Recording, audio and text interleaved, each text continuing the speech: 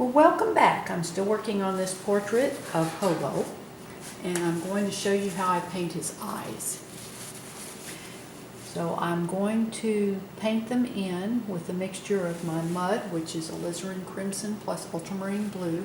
And I've added a little bit of liquid in that to just make it a little bit more easy to work, a little easier to work it. I go ahead and paint his entire eye in.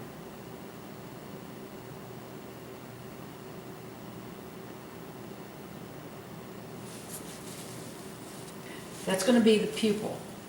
Now I come back in and I add the iris. Our sun is coming in from the upper right. So what I want to do is I'm going to paint the iris now. And I'm using a mixture of my mud plus a little orange plus a tiny bit of cadmium red light. And I paint, this is a fairly dark mix. And I just paint the left side of the iris coming around.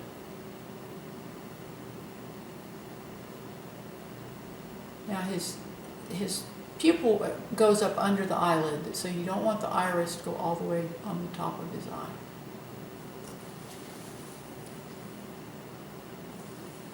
Just paint this.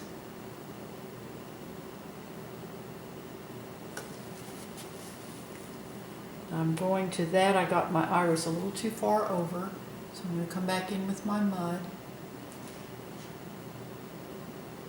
paint my iris. And I'm also painting the lid around his eye is dark. I'm going to go ahead and paint. That came up a little too high. Painting eyes is just kind of you have to go back and forth working. Sometimes you get the stroke just right the first time, and sometimes you have to work a couple of times to get it exactly how you want it. Now I'm going to add the catch light. That's where the sun hits the wet cornea of the eye. That's the clear covering over the eye. And it's round. So the sun hits it, makes a little highlight. We're going to make it about 1 o'clock. Yes.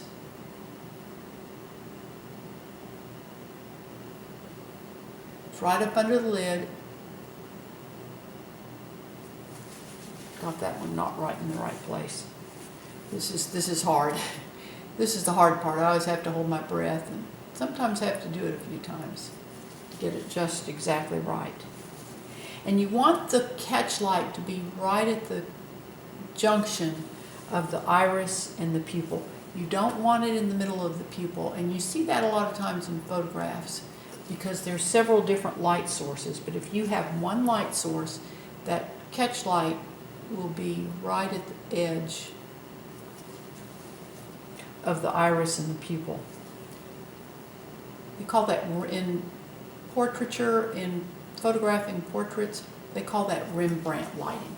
And that's how Rembrandt painted the eyes on his paintings. This is a technique that Jack learned by observing several portrait artists' paintings, the master painters, in museums. He studied, and this is something that he learned, and it's a very easy way to make the eyes appear real.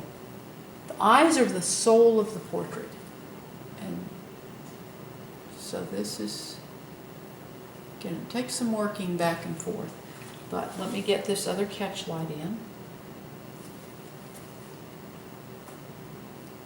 If my painting were dry, I could put my hand against the painting to brace, but since it's not,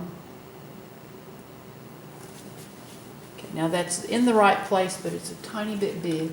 So I'm going to come back.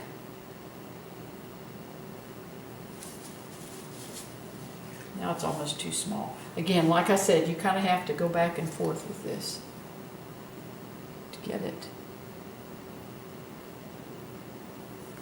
There we go. Got that catch light in there. Now, as the light hits the cornea, it goes through the clear and it hits the iris on the opposite side. So that's at 1 o'clock. We want the iris a little bit lighter at about 7 o'clock. So this is that same mix with a little bit of white mixed in. And again, this is mud plus cadmium orange plus cadmium red light plus a tiny bit of white.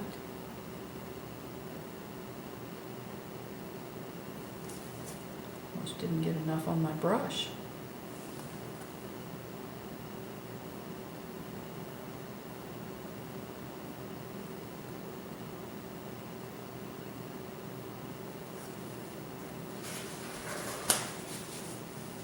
I'm going to come back and just smooth that transition just a tiny bit.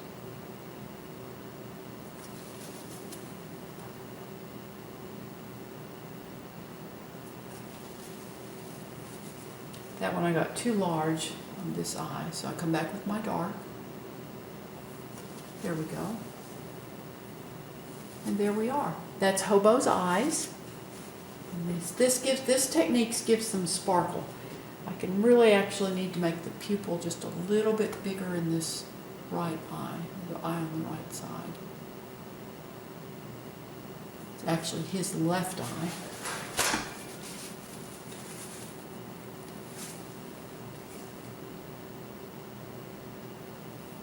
There we go.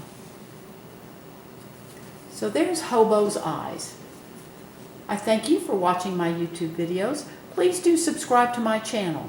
I also have a blog where I show the complete step-by-step process of the paintings I'm working on. The link is in the description below. I also have the address on the final frame of my video.